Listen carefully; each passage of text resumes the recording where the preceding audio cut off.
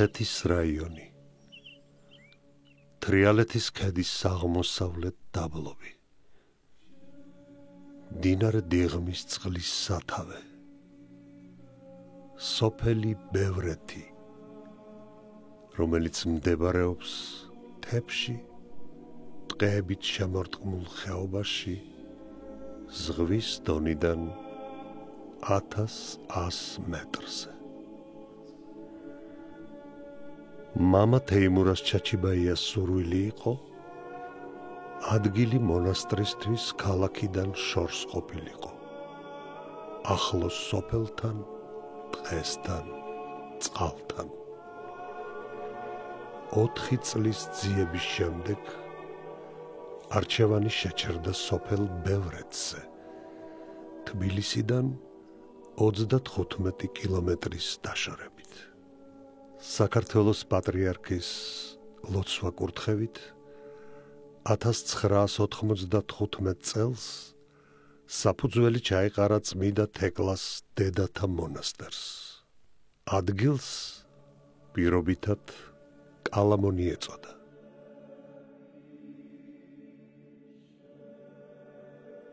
წმიდა თეკლა ანტიოქიაში კალამონის მთაზე მოღვაწეობდა. მე-10 საუკუნის არქიტექტურული სტილი, კვეტარის, გელათის, ტაო-კლარჯეთის ეკლესიათა არქიტექტურის მსგავსი. საცხოვრებელი ნაგებობა თათუშეთის, ფშავ-ხევსურეთის, სვანეთის, დიდგორის, თიანეთის, რაჭის სხვადასხვა პერიოდისათვის დამახასიათებელ არქიტექტურულ სტილთა ნაზავია.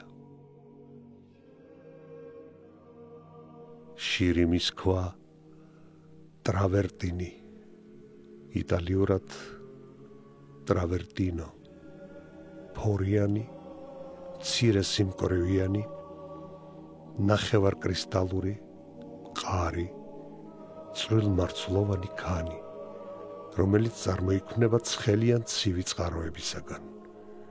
ხშირად შეიცავს მცენარეების ანაბეჭდებს, ხმელეთის ან მტკნარი წყლის მოლუსკებს.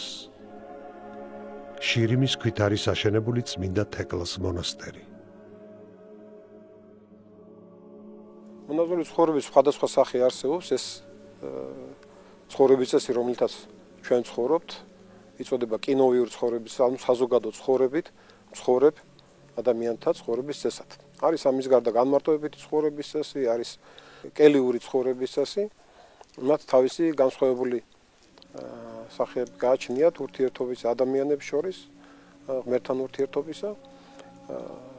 კინოვიურ საცხოვრებელში ძირითადი მნიშვნელობა ენიჭება ერთობას ადამიანების. მონასტრის ძირითადი საფუძველი არის ერთობა, ანუ ერთობის სულით ცხოვრება მონაზონთან.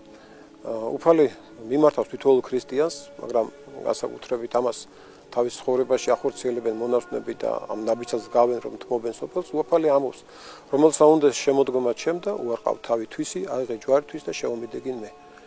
ანუ ამაში იგულისხმება, რომ საკუთარ თავს უთმობს ადამიანი ღმერთს და თავის ცხოვრებაში მართალია მცირე ზომით, მცირე მასშტაბით, მაგრამ გადის ქრისტეს მსგავს ცხოვრებას. ანუ მონაზვნის სურვილი სინამდვილეში არის ქრისტესთან ერთად ჯვარცმის სურვილი.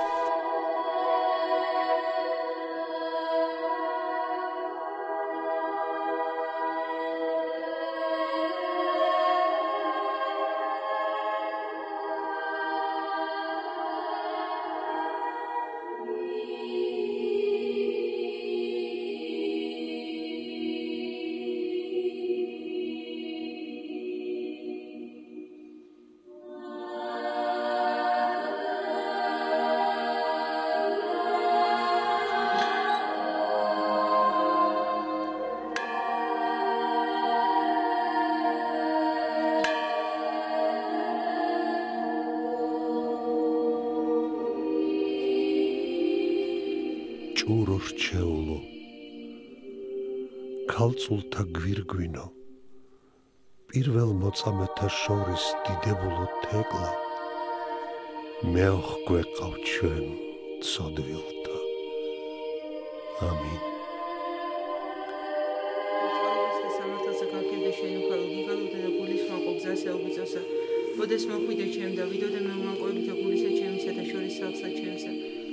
შვიდი ოქტომბერი წმინდა თეკლას ხსენების დღეა. წმინდა პირველმოწამე მოციქულთა სწორი თეკლა დაიბადა იკონიაში, დიდგვაროვან ოჯახში. 18 წლის ასაკში დაინიშნა, მაგრამ ნეტარმა მოისმინა რა წმინდა პავლე მოციქულის ქადაგება მთელი გულით შეიყვარა მაცხოვარი და უარი თქვა გათხოვებაზე.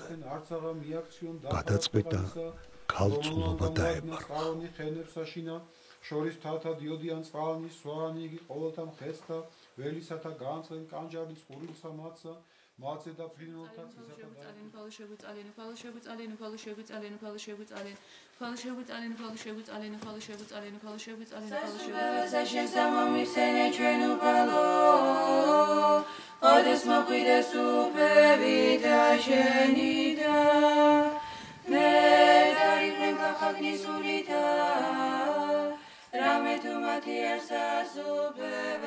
გოგონას საქმრომ ქალაქის თავთან დაასმინა პავლე, რომელიც საპყრობილეში ჩააგდეს.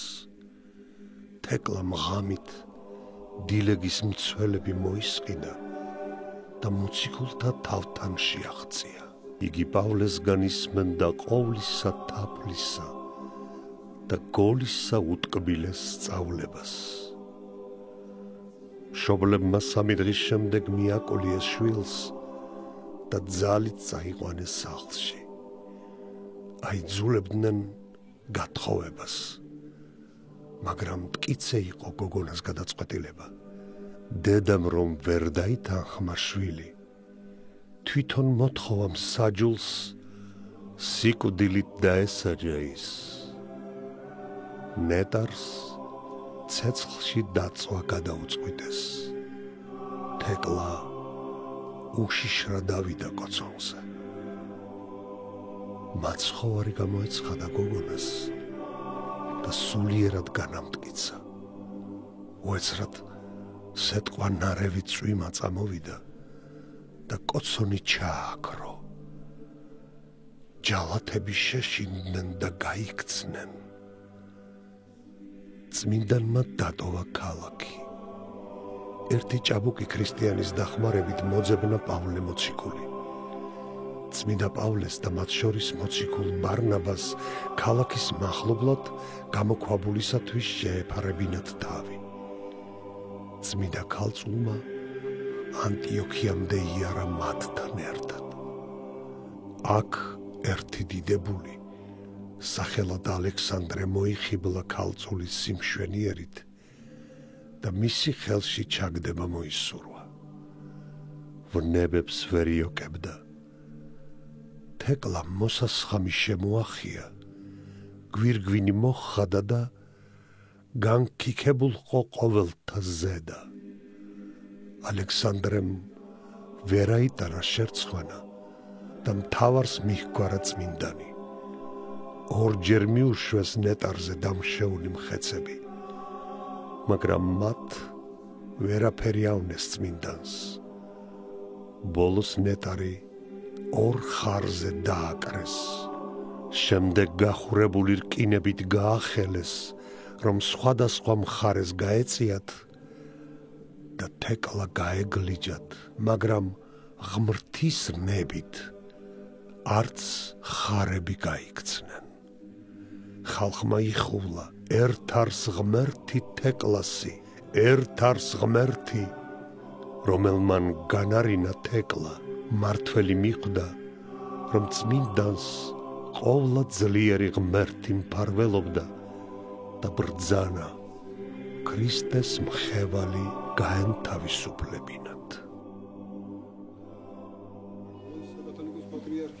სვეტათბილისის მთავარეპისკოპოსი და ბიჭვინთის ხაზეთის მიტროპოლიტი დიდი მეუფე მაიჩვენი ილია მოიხსენა სუფალმა ღმერთმან სასუფეველსათვის ყოვლადვე აცდამარადის და უკუნითი უკუნისამდე. პავლე მოციქულის კურთხევით წმინდანი ისავრიის სელავკიასთან კალამონიის უდაბური მთის გამოქვაბულში დამკვიდრდა. მრავალი წელი დაჰყო აქ ღვთის სიტყვის ქადაგებით. თეკლამ ურიცხვი კერტმსახური მოაქცია ქრისტეს სჯულზე. წმინდანს უფლისაგან სასწაულებრივი კურნების ნიჭიც ჰქონდა მომადლებული და ყველას უსასყიდლოდ კურნავდა. ამის გამო წარმართი ქურუმები აღსდგნენ მის წინააღმდეგ. კაცნი ბილწნი ცხოვრებითა და ჭაბუკთა ასაკითა მოისყიდეს და გაგზავნეს წმინდანთან, რომ მასზე ძალა ეხმარათ. ნეტარმა შემწეობა ითხოვა ღვთისაგან. კლდე გაიპო, ქრისტეს მხევალი შეიფარა და კვლავ დაიხშო. ასე შეხვედრა სული უფალს მის მარჩეულმა.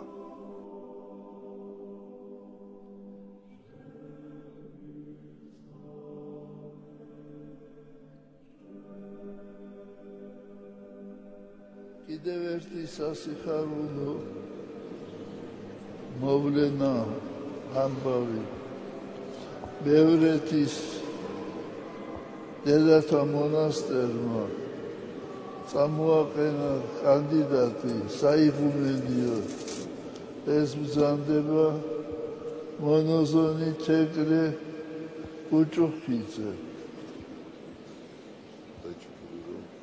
მე იმედი მაქვს, რომ დედა თეკლე აჩვენებს თავის დებს თავმდაბლობას და მორჩილების მაგალითი იქნება.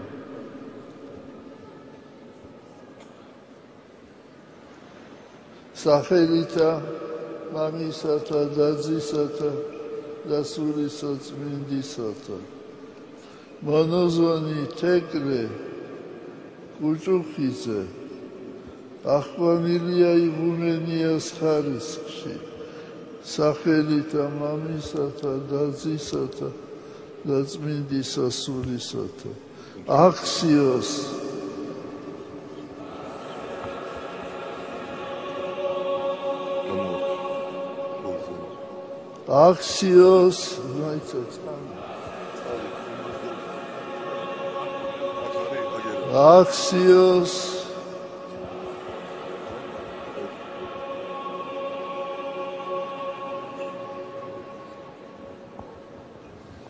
ამ მიზნისათვის, რომ ჩვენ საუკუნოდ ცხოვრდეთ, მონაზვნები აქვე ამ ცხოვრებაში დროზე ადრე გვდებიან ამ ცხოვრებისათვის და იშვებიან ახალი საუკუნო ცხოვრებისათვის.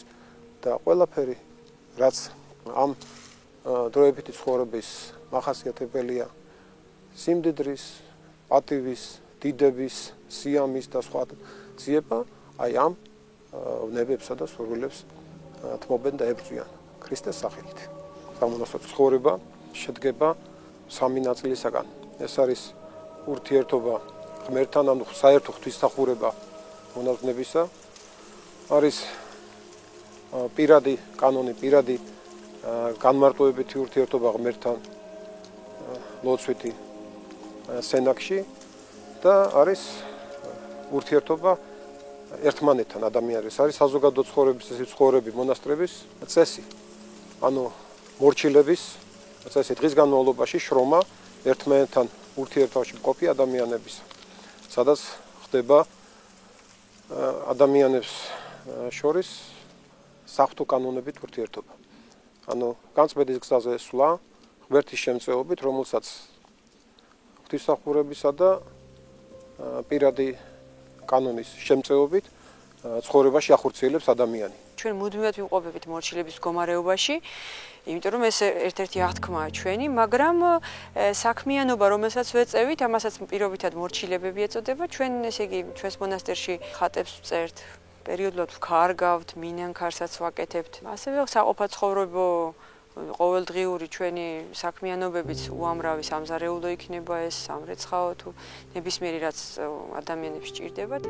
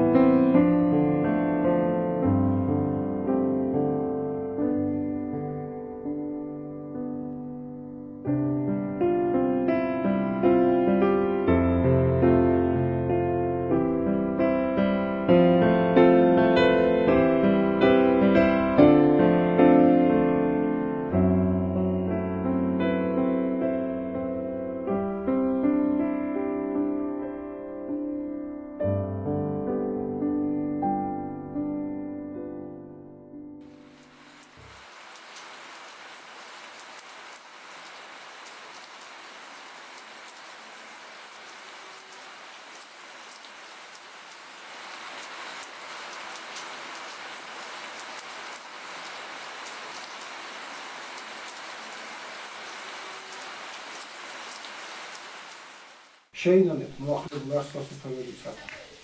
ვინ გიჩვენა თქვენ სირთულოვანი მერმისა მისგან რისხვისა. ყავთ უკვე ნაყოფი ღირსი სინანულისა. ანუ დანახლისმელი. ანუ როგორ გადაურჩებით მომავალ რისხვას თუ სინანულის ნაყოფს არ აჩვენებთ. თუ კი შეინანებთ, მომტევებელი იქნება ღმერთი თქვენი წოდებისა, ვინაიდან ამისთვის მოდის ქვეყნად.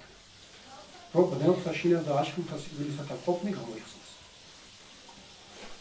რომ კაცობრიობა ტანჯული ცოდვისა, ჯოჯოხებისა და ეშმაკისაგან გაათავისუფლოს ამ მონებისგან და დაუბრუნოს იმ ნეტარ ცხოვრებას, რომლისაგანაც ცოდვის დაცემის შედეგად გამოართ. მოგწეს ჩვენს ღმერთმა სული სიბრძნისა, გულისხმის ყოფისა, სიმდაბლისა, მოგწეს სინანული, რომ მუდმივად კრძალვით საკუთარ გულში მსახურებდეთ ქრისტეს. ლოცვანი მისნი და საქმენი კეთილნი ცალთაშინა წინაშე ღმრთისა აღემართნეს.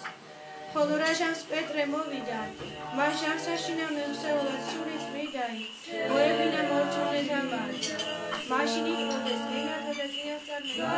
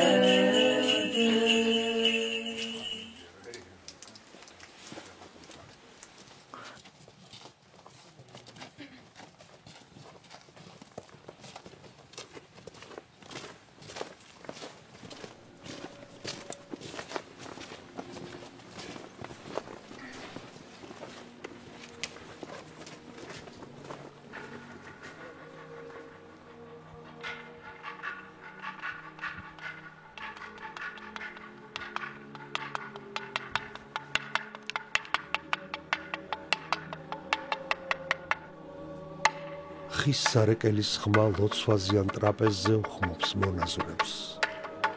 ეს ხმა ქრისტიანებს ქრისტეს ჯვარცმას ახსენებს. ჩაქუჩის დარტყმა ხეზე გამოსცემს ხმას, რომლის შედეგად წრწიან ეშმაკნი.